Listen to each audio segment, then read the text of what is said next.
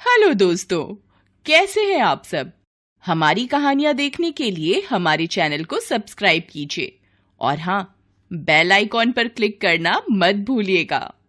सिमरन पढ़ने में बहुत ही होशियार और समझदार लड़की थी। वो बचपन से ही क्लास में अव्वल आती थी। स्कूल में सभी सिमरन की बहुत तारीफ करते थे। पढ़ाई में अच्छा होने के कारण उसके माता पिता भी उसकी हर डिमांड को पूरी कर देते थे। सिमरन की एक ही सहेली थी मीनल, जो उसके पड़ोस में रहती थी। दोनों साथ ही स्कूल जाती थी।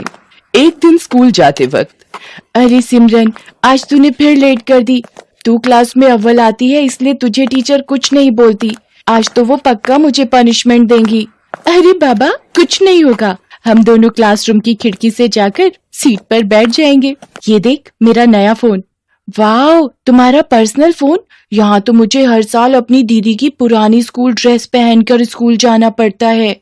ये फोन तुम्हारा भी तो है। आखिरकार हम दोनों बचपन से फ्रेंड्स हैं। कल पूरी रात मैं इसके फीचर्स देखती रही। मीनल और सिमरन बातें करते करते स्कूल पहुंच जाती हैं और चुपके से क्लासरूम के पीछे वाली खिड़की से घुसने की कोशिश करती हैं, लेकिन टीचर दोनों को पकड़ लेती है और लेट आने की वजह से टीचर दोनों को क्लास से बाहर कान पकड़कर खड़ा कर देती हैं। सिमरन, तुम पढ़ाई में अच्छी हो, लेकिन तुम्हें स्कूल के और भी रूल्स फॉलो करने चाहिए। डिसिप्लिन मेंटेन करना चाहिए। सॉरी टीचर, अगली बार से ऐसा नहीं होगा। सिमरन और मीनल के सामने वाली क्लास से दो लड़के क्लासरूम के बाहर कान पकड़कर खड़े थे। अरे क्यों दिल छोटा कर रही है? सिर्फ हम दोनों ही क्लासरूम के बाहर थोड़ी हैं। सामने उन लड़कों को देख। हाय गर्ल्स, आप लोग भी क्लास में लेट आई थी क्या? हाँ, ये टीचर भी ना स्कूल में पढ़ाने आती हैं या बच्चों को पनिशमेंट देने? मैंने तुम्हें स्कूल में पहले कभी नहीं देखा। हाँ, मैंने भी कुछ दिनों पहले स्कूल में एडमिशन लिया है। धीरे धीरे रॉकी और सिमरन में दोस्ती हो जाती है। दोनों एक दूसरे को अपना फोन नंबर दे देते हैं। दोनों हमेशा साथ में घूमते हैं। स्कूल के बाद भी साथ में वक्त बिताते हैं। एक दिन स्कूल से वापस आते वक्त सिमरन अपने मोबाइल से किसी को टेक्स्ट कर रही होती है। अरे यार, तू भी ना हमेशा इस मोबाइल में ही लगी रहती है। अरे वो स्टैंडर्ड 11 वाला रॉकी है ना, उसने मुझे क्या मस्त जोक भेजा है। तूने रॉकी को अपना नंबर क्यों दिया? वैसे भी वो दूसरे स्कूल से आया है। इस बार हमारा 10th क्लास है। वो मेरी थोड़ी स्टडीज में हेल्प कर रहा है और कुछ नहीं। मैं तो कहती हूँ तू उससे थोड़ा दूर रहा कर। मुझे वो लड़का बिल्कुल भी पसंद नहीं है। तू भी ना, ऐसा कुछ भी नहीं है। रॉकी काफी अच्छा लड़का है। अगले दिन सिमरन क्लास में बैठकर फोन चला रही थी, तभी उसे टीचर पकड़ लेती हैं। ये क्या है सिमरन? आजकल तुम्हारे मार्क्स वैसे भी पहले से बहुत कम हो गए हैं और तुम क्लास में बैठकर मोबाइल चला रही हो। मुझे मजबूरन तुम्हारी मम्मी को कंप्लेंट करना पड़ेगा। सॉरी टीचर, अगली बार से ऐसा नहीं होगा, वरना मम्मी मेरा फोन छीन लेंगी। प्लीज मम्मी को मत बताइएगा। ये तुम्हारी पहली गलती थी, इसलिए मैं माफ कर रही हूँ। ऐसे ही कुछ महीने बीत जाते हैं। गर्मी की छुट्टी का वक्त आ जाता है। सिमरन और रॉकी स्कूल के बाद कुछ टाइम साथ में गुजारने का प्लान करते हैं। अरे यार मीनल, तू आज अकेली घर चली जा। अगर मेरी मम्मी तेरे घर पर कॉल करे तो बोल देना मैं तेरे घर पर ही हूँ। लेकिन तू कहाँ जा रही है? मैं रॉकी से मिलने जा रही हूँ। ये सही नहीं है, तुम्हें स्कूल से सीधा घर जाना चाहिए। तुम मेरे से जलती हो क्योंकि स्कूल में सभी मुझे इम्पोर्टेंस देते हैं। ऐसा कुछ भी नहीं है, तुम मुझे गलत समझ रही हो। तभी सिमरन के फोन पर रॉकी का कॉल आता है और वो वहाँ से चली जाती है। सिमरन रॉकी से मिलने उसके घर जाती है। वहाँ काफी अंधेरा होता है। सिमरन रॉकी को आवाज देती है, रॉकी कहाँ हो तुम? रॉकी पीछे से आकर उसे भूख कर डरा देता है।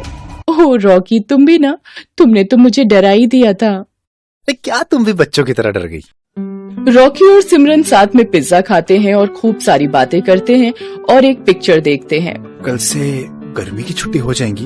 हम लोग 2 महीने तक नहीं मिल पाएंगे। इससे पहले मैं तुम्हें कुछ बताना चाहता हूँ। हाँ बोलो, क्या बताना है तुम्हें? तुम मेरी बेस्ट फ्रेंड हो। मैंने आज तक तुम्हारी जैसी लड़की नहीं देखी। तुम भी ना, तुम भी मेरे सबसे अच्छे दोस्त हो। सिमरन और रॉकी साथ में वक्त बिताते हैं और कब दोनों अपनी हदें पार कर जाते हैं उन्हें पता ही नहीं चलता।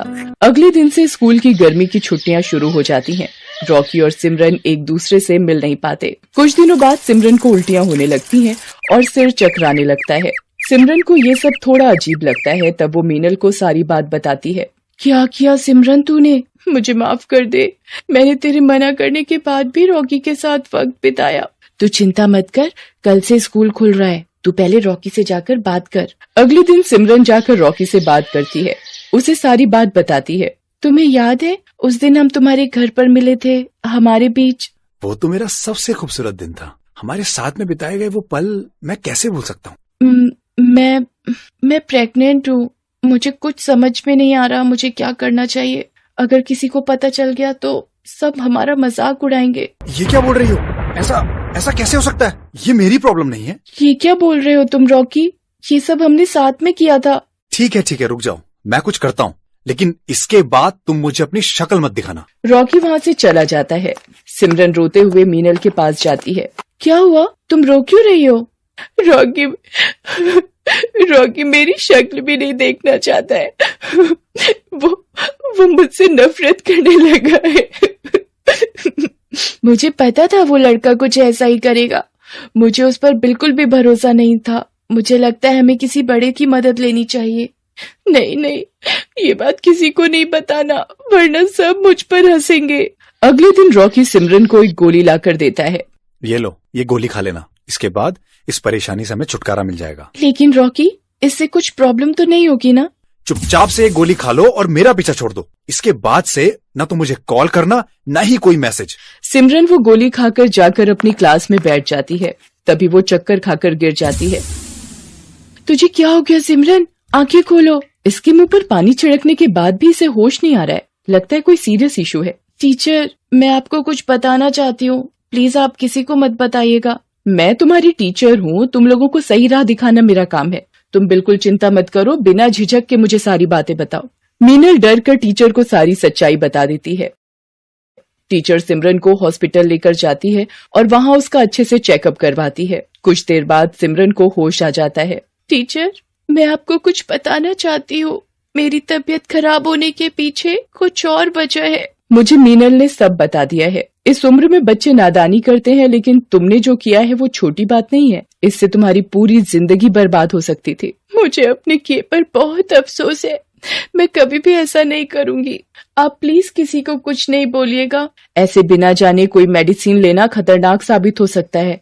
तुम्हें किसी बड़े से एडवाइस लेनी चाहिए थी। मुझे माफ कर दो मिस, मैं बहुत घबरा गई थी। लेकिन तुम्हारे साथ जिसने ये किया है, मैं उसे सजा दिलवा कर रहूंगी। टीचर रॉकी को स्कूल से सस्पेंड करवा देती है और उसके फाइनल एग्जाम देने पर भी रोक लग जाती है। मुझे माफ कर दीजिए टीचर, मैं ऐसी गलती फिर कभी भी नहीं करूंगा। तुमने एक लड़की के साथ जो किया है वो माफी के लायक नहीं है। तुम्हें सिमरन से माफी मांगनी चाहिए और अब इस गलती को सुधार कर इसका पश्चाताप भी तुम्हें ही करना होगा।